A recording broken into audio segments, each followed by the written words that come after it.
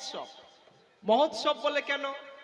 মহতের যে উৎসব তাহাই মহোৎসব। এখানে অমহৎ কেউ নেই হরিবাসরে। আজ পর্যন্ত কোনো দেবদেবীর পূজাকে মহোৎসব বলা হলো না। বাঙালির শ্রেষ্ঠ পূজা দুর্গা পূজা, সেই দুর্গা পূজাকেও বলা হলো দুর্গ উৎসব, নট মহোৎসব। একমাত্র হরিবাসরে সবাই বলে। হাড়ি মুচি ডোম কাউড়া চারাল বাগদি বৈশ্য শুদ্ধ ক্ষত্রিয় সবাই একই আসনে বসে আমরা ভগবানের নাম গুণগান করছি। এখানে কোনো জাতের বিচার আছে কি? যেটা আজ থেকে 200-250 বছর আগে ছিল বিরাট জাতের বৈষম্য ভাব। এ ওকে ছুতে পারবে না, এ ওর সাথে কথা বলতে পারবে না, পাশে বসলেই জাত চলে যাবে, বিরাট জাতের বৈষম্য ভাব। ওই জন্য দেখবেন এই মুসলমান বেশি হয়েছে কিন্তু হিন্দু থেকে।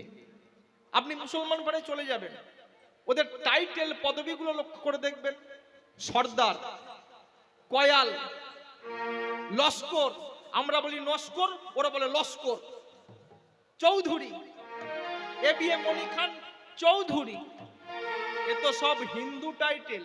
এরা সব হিন্দু থেকে মুসলমান। মহাপ্রভু যদি ওই সময়ে না এসে এই বাংলায় ঢুকতো, আজকে আমরা যে কটাই হিন্দু হিন্দু করে লাফাচ্ছি এই কটাও হয়ে যেত। হিন্দুদের কোনো অস্তিত্ব থাকতো না যদি মহাপ্রভু না এসে ঢুকতো এই বাংলাতে। মহাপ্রভু এসে একটাই জাত তৈরি করতে চেয়েছিল। সেটা কোন জাত? সেটা হলো বৈষ্ণব জাত। হাড়ি থেকে বৈষ্ণব, চারাল থেকে বৈষ্ণব, কাউড়া থেকে বৈষ্ণব, মুচি থেকে বৈষ্ণব, মেথর থেকে বৈষ্ণব। মুসলমানও যদি কারো হরিবোল বলবার বাসনা জাগে, জানিও সেই জন বৈষ্ণব প্রধান। যাহারে দেখিলে মুখে আসে কৃষ্ণ নাম, জানিও সেই জন বৈষ্ণব প্রধান। ওই জন্য নিতাইকে বলল, যাও নিতাই, যবনকেও হরিনাম দেবে, যবনকে হরিনাম দেবে। কেন? মুসলমানরা যদি কলমা পড়িয়ে হিন্দু থেকে মুসলমান করে নিতে পারে, আমরা মহামন্ত্র নাম হরে কৃষ্ণ নাম দিয়ে মুসলমানকে হিন্দু করতে পারবো না। যাও, যবনকেও হরিনাম দেবে, প্রেম সে বলো নিতাই গৌর প্রেমানন্দে। বিরাট জাতের বৈষম্য ভাব। ওই জন্য দুঃখ করে কাজী সাহেব একটা কবিতা রচনা করলেন। কি বললেন? জাতির নামে বজ্জাতি সব, জাত জালিয়াত খেলছিস জুয়া, ছুলেই তোর জাত যাবে কি, জাত ছেলের হাতের মোয়া। ভাতের হাড়ি হুকর জল, এটাই ভাবিস জাতির জান, তাই তো বেকুব করলি তোরা এক জাতিকে 100 খান। এখন দেখিস ভারত জোড়া পচে আছে শুধু বাসি মরা, মানুষ নেই আছে শুধু জাত শিয়ালের হুক্কা হওয়া। জানিস নাকি ধর্ম সে যে বর্ম সম সহনশীল, তাকে কি আর ভাঙতে পারে ছোঁয়াছুঁয়ির ছোট্ট ঢিল। ওরে জাত যদি হয় ঠুনকো এত, আজ নয় কাল ভাঙবে সে তো, জাগনা সে জাত জাহান্নামে থাকবে মানুষ নাই পরোয়া। বলতে পারিস বিশ্বপিতা ভগবানের কোন সে জাত, কোন ছেলেটার লাগলে ছোঁয়া অসুচি হই জগন্নাথ। আরে ভগবানের যদি জাত যেথা নাই, তোদের কেন এত জাতের বিচার? তোরা ছেলের মুখে থুতু দিয়ে মার মুখে দিস ধূপের ধোঁয়া। ভগবানের ফৌজদারি কর, নাই সেখানে জাতের বিচার। টিকি টুপি পইতে টুপি, সেখানে সব একাকার। জাত এখানে পড়ে রবে, শুধু কর্ম নিয়ে বিচার হবে। বামন চারাল এক গোয়ালে, নরক কিবা স্বর্গে যাওয়া। প্রেম সে বলো নিতাই গৌর প্রেমানন্দ। হরি বল হরি বল।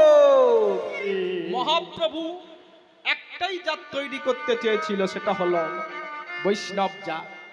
তাই তুলসীদাস কলম দিলেন, শূন্যে মানুষ ভাই, সবার উপরে মানুষ সত্য, তাহার উপরে নাই। পৃথিবীতে একটাই জাতি আছে, যে জাতির নাম মানব জাতি, আর তাদের একটাই ধর্ম, সেটা হলো মানবিকতা। হরি বল।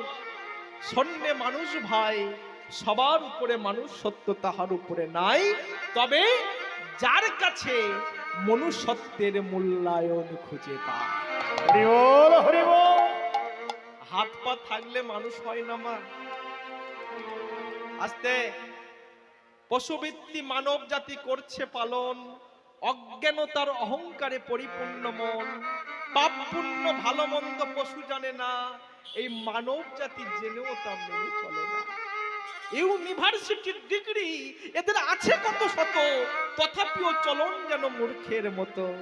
বাদরের আদল বেশে হচ্ছে সারা দেশে, পিতা মাতার সেবা ছেড়ে কুকুর কিনে পোষে। হরি বল, হরি বল। এমন কিছু মানুষ আছে বিশ্ব চরাচরে, নোংরা ভরা হৃদয় তাদের, ভদ্র বেশে ঘোরে। ভদ্র বেশে ঘুরলে দেশে মানুষ বলে না, মানুষ হবে জাগবে যেদিন জ্ঞানের চেতনা। রূপম কহে ওরে মানুষ, পশুর ধর্ম ছাড়ো, মানুষ যদি হতে চাও আগে মানুষের সেবা কর। হরি বল, হরি বল। ভগবানকে নাই বা ভালোবাসলে, ভগবানের সৃষ্টিকে ভালোবাসো, দেখবে ভগবানের কৃপা হয়ে গেছে। কার মধ্যে ভগবান আছে আমরা কে জানি। পথের ধারে অনেক নুড়ি পাথর পড়ে থাকে, কোন পাথরের মধ্যে নারায়ণ শিলা লুকিয়ে থাকে তা কি কেউ বলতে পারে? কোন মানুষের মধ্যে ভগবান বিরাজমান আমরা জানি না। তাই সাধুগুরু বৈষ্ণবের সেবা করো, সাধুগুরু বৈষ্ণবের সেবা করো, মানুষের সেবা করো, মানুষকে ভালোবাসো। এই মানুষের ভালোবাসতে বাসতে বাসতে বাসতে একদিন দেখবে ভগবানকে কখন তুমি ভালোবাসবে, আর ভগবানের কৃপা কখন তোমার হয়ে যাবে তুমি নিজেও জানবে না।